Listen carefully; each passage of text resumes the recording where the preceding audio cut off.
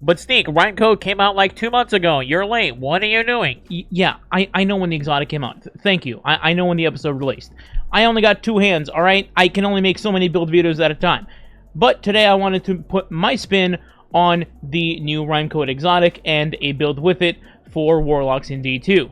The build concept for today is pretty simple. You're going to want to first crowd control your enemy to the point where it feels like you're throwing an actual blizzard at them, and then second, you're going to follow that up with igniting your enemy through various methods. Now, the first half of this combo is going to be catered around the Rhyme Code exotic chest piece for Warlocks that came out with Episode 2.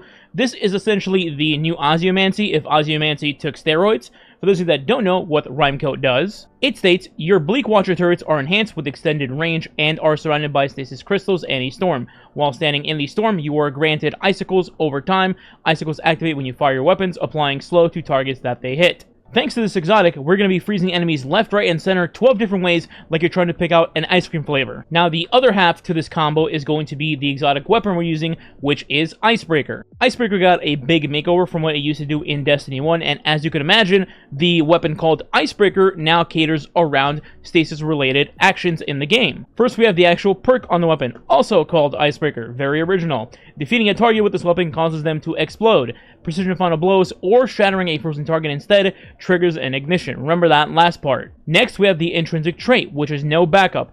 Final blows or assists with any other weapon or ability have a chance to create ammo for Icebreaker. Defeating powerful commands will create multiple rounds. And lastly, the Icebreaker Catalyst states, landing a hit on a slowed or frozen target has a chance to return a round to the magazine. This is actually an insane catalyst perk. Basically, the function of Icebreaker in this build is going to be not only igniting enemies as much as you can, but also regenerating unlimited ammo throughout the entirety of any activity you're doing in wave-based content.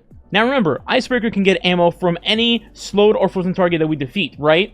Now let's say, hypothetically, for some miraculous reason, you do not have a grenade for your Bleak Watcher and Rhyme Code is not active, so you're not actively already slowing or freezing enemies. Let's throw in a secondary weapon into the build, just in case. This is going to be the new Stasis Rocket Sidearm, Tanasha's Mastery. Thanks to this weapon getting choke clip, literally every single shot that we shoot with this weapon, it's going to at least slow an enemy, if not freeze, depending on the situation with how you're using Rhyme Code.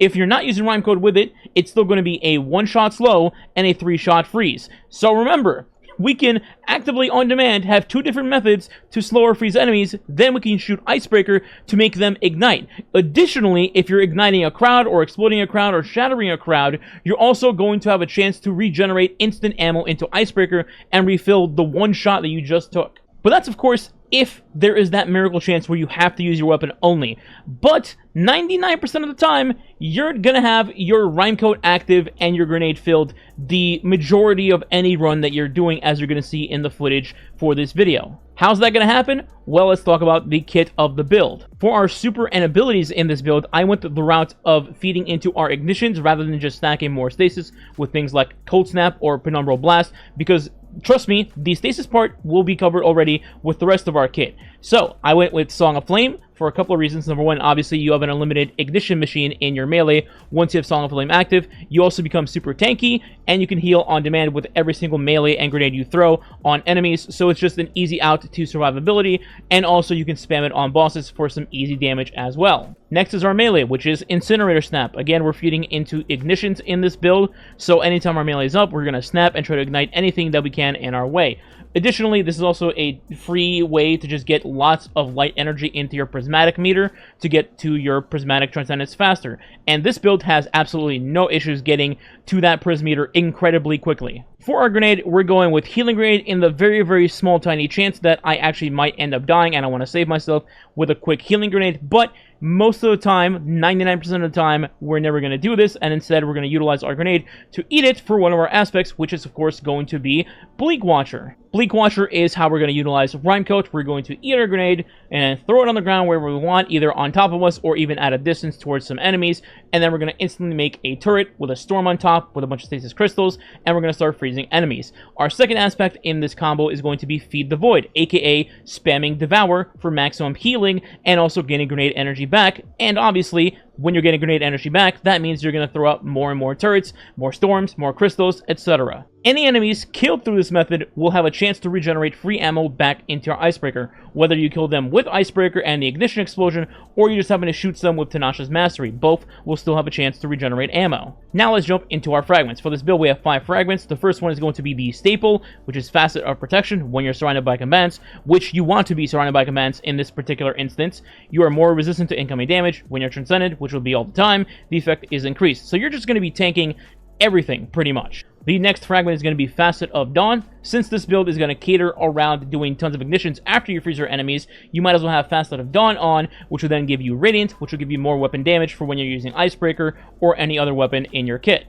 The third fragment is going to be Facet of Devotion. Defeating targets afflicted with a Stasis or Strand debuff grants bonus Light Transcendent energy. So given that literally everything is going to be afflicted with Stasis in this build, you're going to get tons and tons and tons of light energy every time you kill groups of enemies. That's what I meant by this build having 0 issues trying to get your full Transcendent meter. Fourth is going to be Facet of Balance. Rapidly defeating targets with light damage grants melee energy, so in this case, Snaps or Song of Flame, and then rapidly defeating targets with darkness damage grants grenade energy. So when you freeze a bunch of waves of enemies, and then you shatter all of them, you get grenade energy back just to get to your turret that much faster. Lastly, we have Facet of Ruin, the big boy fragment. Increase the size and damage of the burst when you shatter a crystal or a frozen target, and also increase the area of effect of solar ignitions. You're going to be doing both in this build constantly, so this is a perfect fragment to have. So we've covered our unlimited freezes, our unlimited ignitions, our weapons for this build.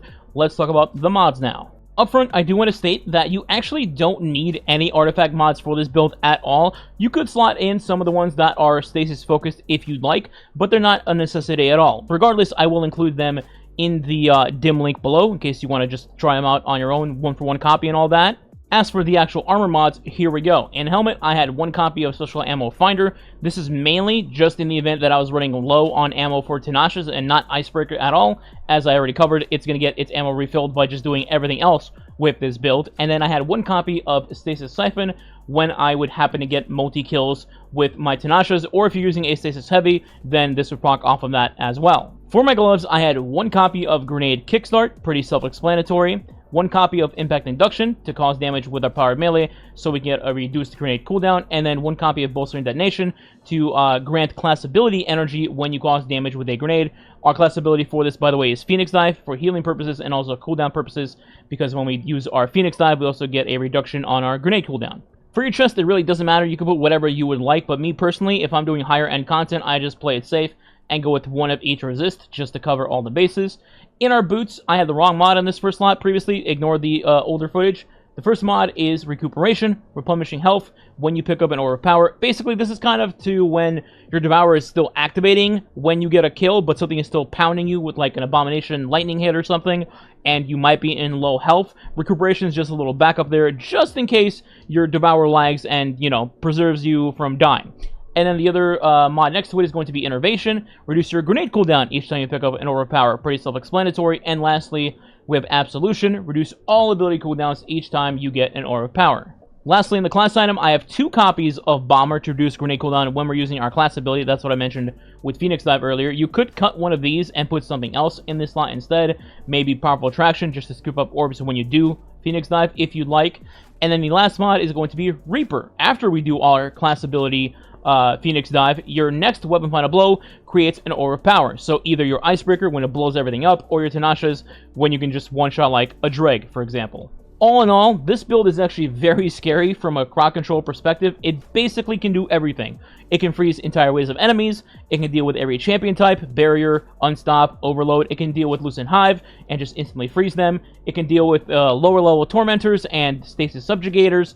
The Stranded ones, it's not like particularly powerful against, but you can still easily take those down as well. And the sheer fact of just never running out of freezes or unlimited Icebreaker ammo to pop off with multi-ignitions. On top of that, you also have your Prismatic spam with your grenade and your snaps, and then your Song of Flame with more snaps and your grenade in that as well. The build is just like, it's non-stop crackhead mode. Or I guess the more proper term would be crystal meth head, because you make stasis crystals, and I'm gonna just move on now. Best part is, Anybody can do it. There is no learning curve. It's just a little bit of muscle memory, and that's it. Now, obviously, you need some good RNG to get one Tenacious that has Chill Clip, and then, obviously, Icebreaker from the Vesper's Host dungeon. But aside from that, it's pretty easy. You just eat your grenade, throw it where you want to throw, either on top of yourself or at enemy waves. Once literally anything is slowed or frozen, shoot Icebreaker, get an ignition off, make orbs, get ammo if that happens to generate a shot for you. If not, switch to Tenacious, clean things up, rinse, repeat, keep throwing your turret until you have a Prismatic or Song of Flame, go into that, ignite some stuff, and then rinse, repeat the process until everything is dead. If there was one build I would recommend to anybody going into wave-based endgame content, such as Grandmasters, Expert Onslaught, maybe the exotic mission that comes out in a couple of weeks, this would be the build. I would not tell you to go in with Well, I would tell you to go in with this build because you don't need to heal when you can just literally shatter and ignite everything. Anyway, this build is incredibly dumb, and as I mentioned, I'm going to put a dim link down below in the description in case you want to check it out on your own. In the meantime, if you did enjoy this build video, please consider subscribing today. It does help the channel grow and is much appreciated. And if you want to go the extra mile, you can leave a like and or comment below as well. If you don't know what to leave as a comment, you can leave Rhyme Code as the comment. Thanks for watching. Catch you next time.